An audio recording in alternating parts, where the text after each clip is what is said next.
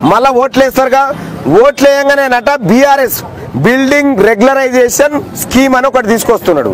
అంటే 100 గజాలు ఎవరికైతే ఉంటుందో ఇల్లు 100 గజాలు 5 లక్షలు కట్టాలి సర్కార్కు. 5 లక్షల రూపాయలు కట్టాలి ఇప్పుడు ఆ స్కీమ్ ద్వారా. ఈ ఓట్లు అయిపోగానే పుట్టుకునే టీఆర్ఎస్ గెలిస్తే స్కీమ్ వస్తుంది. టీఆర్ఎస్ ను ఓడగొడితే తప్ప కాదు. 100 గజాలు ఉన్నోడు 5 లక్షలు కట్టాలి.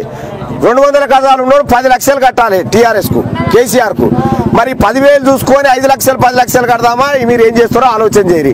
టీఆర్ఎస్ పార్టీ కోటేస్తే మన శవాన్ని మన భుజం మీద వేసుకొని తిరిగినట్టే లెక్క. మరి 5 లక్షలు కడతానికి తయారుంటేనేమో టీఆర్ఎస్ కోటేరి. మీరు నీతో గట్ట పెడతాడు.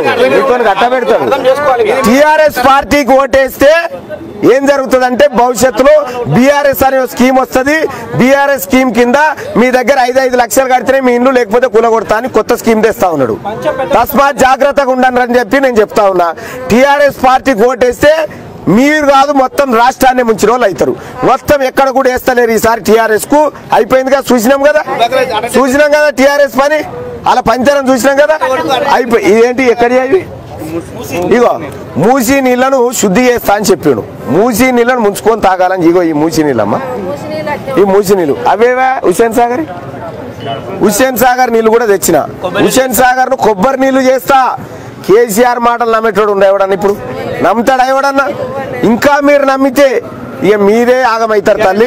ఈ మాట అయ్యో మీరు ఓట్లు వేసినాక అయ్యో మల్లన్న చెప్తే వినకపోతే కదరా మా ఇండ్లు ఊల కొడుతున్నా అని అంటారు. చూడ్రి, దయచేసి ఇప్పుడే టీఆర్ఎస్ ఓట్లు వేయకుండా అడ్డుకుంటే మీ ఇండ్లు అవన్నీ బాగా మీకు రావాల్సినవన్నీ వస్తాయి, లేకపోతే మోసం అవుతుంది. ఇది నేను కుల్లా చెప్తున్నటువంటి మాట.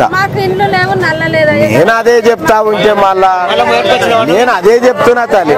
ఇదివరకు దాకా కొర్రింది ఏందమ్మా? నేను అదే చెప్పినా, మళ్ళా నువ్వు అదే చెప్పబడి ఏం చేసినమ్మా చెప్తా. అప్పుడు కరోనా టైంలో 1500 వేస్తున్నామని చెప్పిండు కేసీఆర్. 1500 ఒక ఇంట్లో వేసిండు. కరెంటు బిల్లు 3000 వేసిండు. వెంటనే కుండలు పెట్టిండు, భగవాన్లు ఎత్తుకపోయిండా లేదా? కుండలు పెట్టిండు, భగవాన్లు ఎత్తుకపోయిండు. కేసీఆర్ అంటేనే 1 నెంబర్ దొంగ. వాళ్ళ కొడుకు ఇంకా దొంగ. దోకేబాజిగాళ్లకు ఓట్లేసి దయచేసి మమ్మల్ని నాగం చేయకూరి, రాష్ట్రాన్ని మోసం చేయకూరి. మీరు ఎవరికన్నా వేసుకోరు కానీ టీఆర్ఎస్ పార్టీకి వేయకూరి, సరేనా? టీఆర్ఎస్ పార్టీకి అయితే వేయకూరి, ఓకేనా? ఇగో మాట్లాడిపిద్దాం.